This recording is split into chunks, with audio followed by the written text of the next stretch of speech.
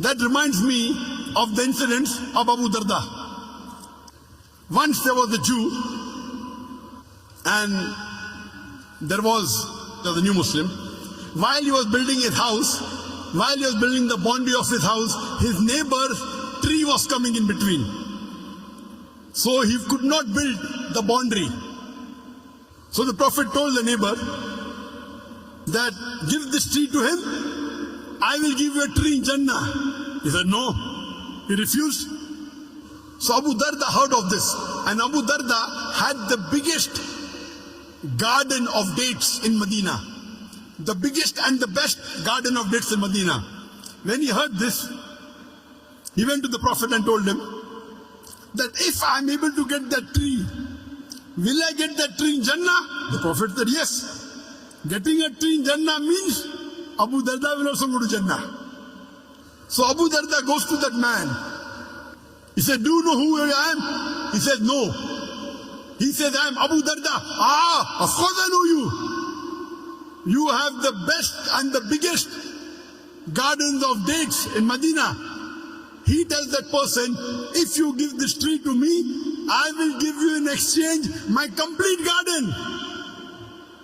The man was shocked. Is he crazy? For my one tree, the complete garden, the biggest in Medina. He willingly agrees. Abu Darda comes back to the farm and tells his wife, today I have struck a very good deal. What is it? He said, I sold my complete garden for a tree in Jannah. And his wife replies, what an excellent deal have you struck. Today a wife will say, you're a fool. You should have given 10% of the garden. Why did you give full? Someone will say, you're a fool. Why did you give a full garden? You should have given half. But Abu Darda's wife says, what a good deal you have done. You have sold the full garden for a tree in Jannah. And after that, Abu Darda and his wife lived in poverty till they died. But they were promised paradise. These are the examples of the Sahabas. When we look at them, we are nothing. We feel ashamed. What are we doing? You see the lifestyle of the Prophet and the Sahabas and the Khulafa Rashidin. They put us to shame.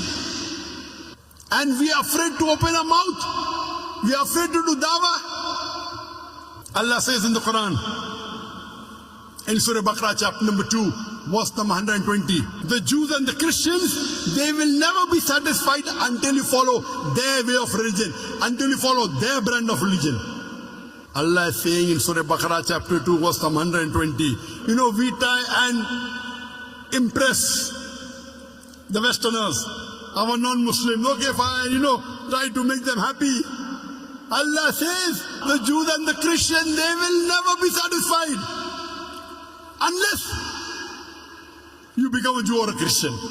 You try and satisfy them, anything, they will never be satisfied until you become Jew or a Christian. Allah says in Surah Baqarah chapter number 2, verse 111, and they say that you Muslims, you shall never enter Jannah unless you become a Jew or a Christian. You Muslims with all your piety, with all your salah, with the mark on your forehead, with your psalm, with your fasting, with your hajj, you shall never enter Jannah unless you become a Jew or a Christian. Allah continues and Allah replies, Tilka amaniyuhum. This is the wishful thinking. Bakwas hai bakwas, vain desires. Tilka amaniyuhum. Qul hatu buranakum in kuntum sadiqin. Produce your proof, but if you're truthful. Allah says that when anyone makes tall claims that only we will go to paradise, Allah says, Qul hatu burhanakum. This is your wishful thinking, your vain desires, bakwas hai bakwas. Qul, tell them, hatu burhanakum, produce your proof, in kuntum sadiqin, but if you're truthful. And these Christians, they have produced their Burhan, their holy Bible, in no less than 2,000 different languages of the world. My Bible says this, my Bible says that. My Bible says this, my Bible says that. Christian missionaries throughout the world, they are knocking at the doors of the Muslims.